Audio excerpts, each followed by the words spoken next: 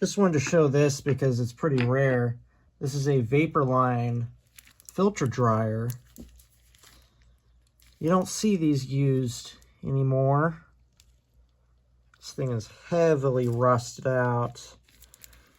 I decided to turn it into a kind of a demonstration showing different parts. It's also got a Schrader right there too. So yeah, it's kind of cool.